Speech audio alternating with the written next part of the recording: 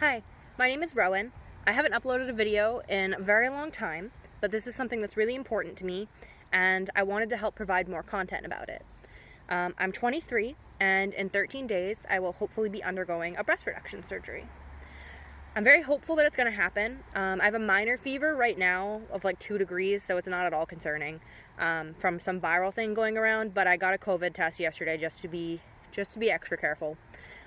It's definitely stressful, like planning to go into surgery and seeing doctors during this whole COVID thing. There's a lot to feel anxious about, but I'm still really glad that I'm finally doing this. In waiting to get a breast reduction, I've been doing a ton of research and watching every video I could find and reading articles.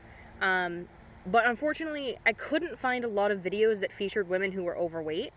I don't really know why, but that's led to some anxiety for me about the procedure. I guess there's just like a lack of video proof that people who are overweight make it through surgeries.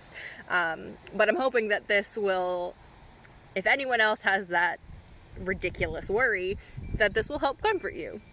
I'm really hoping that this video will help really anyone who's feeling anxious about their surgery.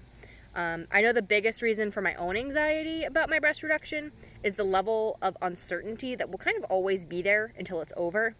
I think that's probably pretty normal. I'm not at all uncertain about wanting to get the reduction. I have wanted a reduction since I was really young. But I also have severe anxiety and I'm a bit of a control freak. So a lot of the worry is just worry that I won't wake up. And of course, there's very little I can do about that. I've talked to a ton of people who've had breast reductions, and they've said that they've had worries about that. I think most people who undergo surgery worry about that to some extent. But they said that really a breast reduction is the best thing they've ever done and to definitely do it, which is encouraging. I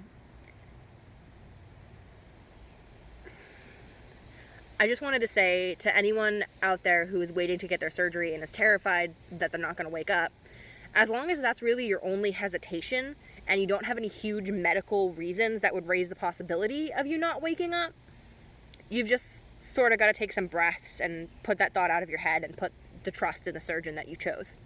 About my decision to get a breast reduction, I don't really know that there was one thing that kind of led me to this. It's just really a lot of things that pile up throughout your life that bring you to a tipping point. So I definitely can't sit here and say if you feel this way or this way, you should get a breast reduction, because it's a very personal decision that only you can make. I've definitely wanted a reduction since I was probably about 17. I've had breasts that were too large since I was like 15, and they've just kept growing. I do know there were 2 fairly recent tipping points that led me to start contacting surgeons. The first was that I did lose weight. I went from about 270 pounds to 235, and I didn't lose anything at all in my breasts. They only seemed bigger. So that was really disheartening. Just the second factor was last summer.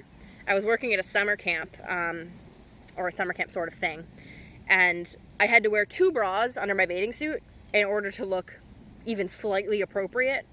It was miserable. I remember sitting there in the bathroom, basically corseting myself into the super tight, very high coverage bathing suit and thinking, okay, I really need a reduction. I am currently between a 42M and a 42N. It's definitely a problem. I can't sleep on my back because my breasts press against my throat and I can't breathe. Or they fall into my armpits, which is just super uncomfortable. Trying to work out is a disaster, even with multiple bras. I've really given up trying to work out. It hurts. It really hurts. This is actually the first time I've worn a bra in maybe like 2 weeks. When I got the date for my surgery, I just said, screw it. I'm totally done with bras. But I wore one for the video because I wanted to look slightly presentable. If I'm not wearing a bra, they go down to like here, which is again a problem. The only advice I can really offer is to meet with multiple surgeons and don't be afraid to talk to other people who have had reductions. I met a surgeon maybe a year or more ago, and I was just really deeply uncomfortable with him. He's a great surgeon with amazing reviews, and he even did the surgery of a friend of mine, but there were a couple things that just really kept me from choosing him. He he was very adamant that he didn't want to do the surgery until after I had kids.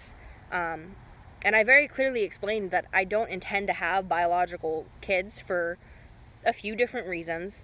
And he just really kept saying, you know, if you have children, they'll sag, and, you know, if you get older, they'll sag, and you should wait.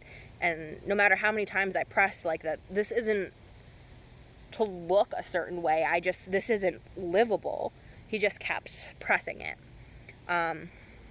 It's nothing against him, really. I just didn't feel comfortable with him.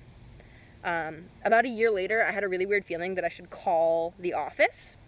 So I did, and they said that the surgeon I met before wasn't scheduling with anyone, but they had a new surgeon who had an opening, and I just felt like so relieved. So I met with the second surgeon, and he's amazing.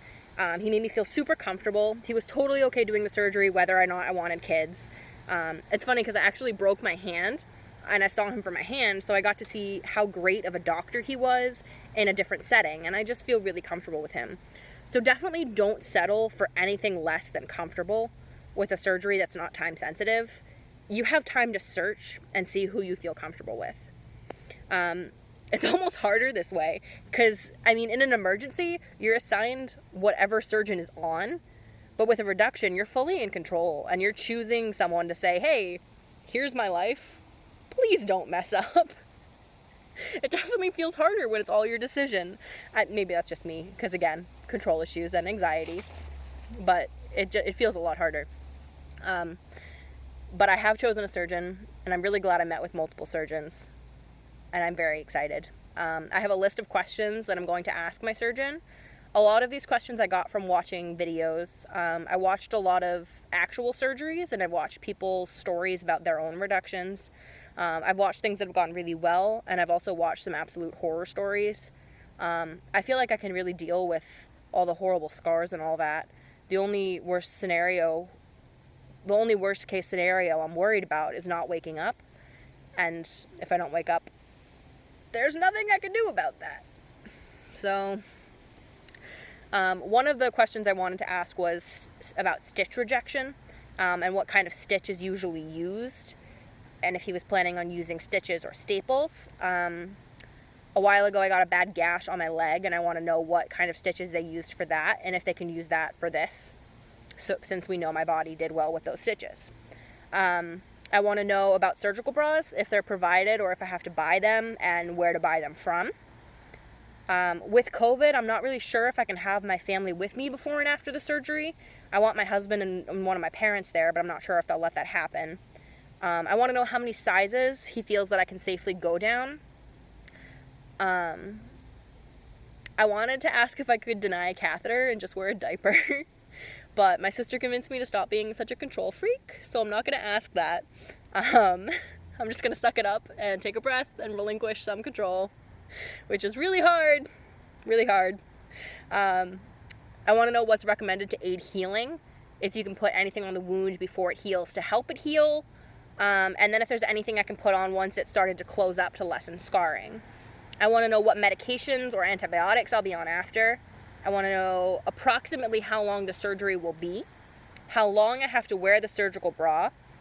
If I do end up needing drains, how long will the drains stay in? And do I have to stay in the hospital until the drains come out, or do I go home with the drains? I want to see any pictures he might have of reductions that he's done, with before and after pictures. I want to know, do I have to stop my antidepressants a certain amount of days before the surgery? Do I have to avoid caffeine any certain amount of days before the surgery? I have piercings in my cartilage. I want to know if I have to remove those. And I want to know what symptoms are normal during recovery and what are signs of an issue, like how to tell between the pain of nerve endings healing and what pain is warning of nipple death. I'm definitely going to think of more questions before my surgery. I feel really bad. But he is so amazing that I don't think he'll mind that much. Once I have my pre-op, I might try to do another video. My pre-op is either Monday or Tuesday. Basically, it's a really big decision, but once I made the decision, I really haven't faltered. I've wanted a reduction for years, and it was really just a question of everything lining up. And now it has, and it's 13 days away, and it's terrifying, but this isn't livable. So I'm doing it. If you have any questions, put them in the comments, and I'll try to answer them if I do another video. Thanks for watching, and I hope this helped make you a little less anxious if you're waiting to have your own surgery. Bye.